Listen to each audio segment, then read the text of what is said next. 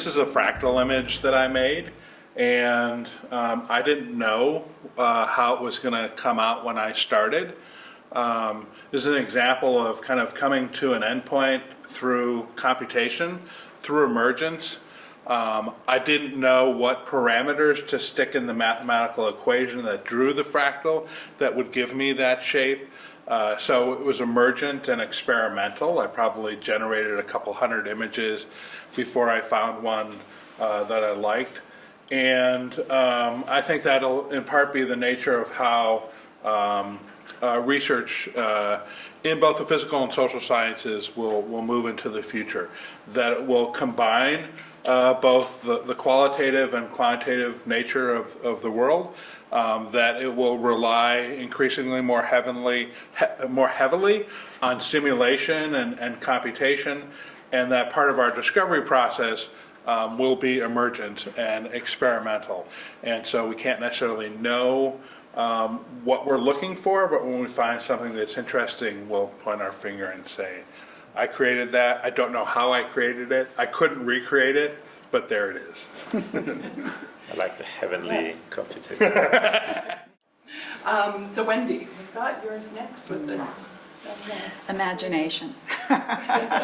Guess what I was thinking. What I was thinking was that it's going to be so important for us to imagine and project a new future in our research. We have a lot of talk about the future here, and we're going to need, but we're going to need imagination that's tethered to reality.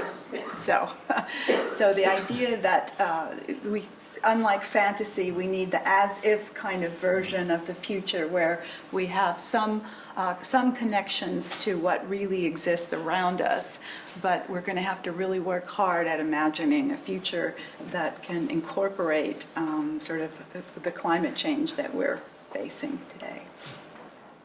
Keep rolling forward, and KLAUS. I would have never thought that there's such a seamless transition between a goat and Karl Weick. There is. So thank you, Wendy. You're welcome. So this is Karl Weick, who has been a major influence on my scholarly life. Even though we've never co-authored, I've had a very close relationship with him as a mentor when I was a graduate student. And he's really inspired a lot of what I aspire to in terms of how I would like to approach my work. One of his pieces that he wrote is called Theory Construction as Disciplined Imagination. And it addresses exactly that point that we need imagination, and his concern was with theory construction, which I do believe is central to what we do. And he was emphasizing the imagination, but also looking for ways to have the discipline that is necessary for that construction to be impactful, powerful, and sensible. And he has a number of criteria for it, and they're unconventional. They're not sort of external, internal validity and sort of, causal identification. They're things like it has to be developed from a relatively accurate depiction of multiple different settings and cases. It should involve, the construction process should involve diverse perspectives and angles, and it should consider multiple different outcomes. And then you can sort of start winnowing it down, and that's sort of the discipline around the theory construction is primarily about representations of both the world of the things we study and of other sort of voices and perspectives, and that's how you sort of construct imagination that is disciplined enough to sort of pass as what we think of as scholarship. And I think that's a very a sort of powerful vision for me that sort of transcends a little bit the normal debates that we have about sort of rigor and elegance and parsimony and all types of other things that people emphasize. So it's imagination that's got to be disciplined. So. Okay, there we go. So the image that I chose is a very famous photograph by Berenice Abbott, a photographer based in New York in the 1930s, who pioneered these type of photographs. So when now we think about skylines, we are all in a way going back to her pioneering photographs. And I realized that this is something that very much shaped how I think not only about Manhattan, but also about urban life and cities in general, city life. And so that's the image. Why did I choose it?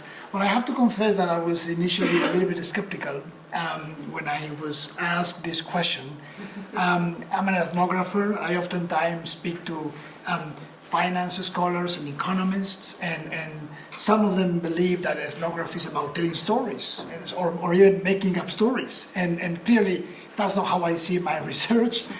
So there's the imagination component, but there's also the component of being tethered to the facts and the discipline. And so at first I thought that there was little that I could speak to. But then I went back to my own first project that then led to the book. And I realized that it was really because of my repeated encounters with the visual image of the Trade Center, of the Twin Towers, as I was walking daily from West 4th subway station to Washington Square, where the business school of NYU, where I was studying, was located. I would see the towers every day, in the morning and then in the evening, and it would look like this. And it's an image that really invites you to think about life inside. What's going on there? What are the people who are living in those rooms doing? And the same went for the Trade Center. And so it was that curiosity and impetus and imagined life that I developed after these encounters that led me down the path of doing an ethnography on one of those derivatives trading floors. So I thought I would choose this image.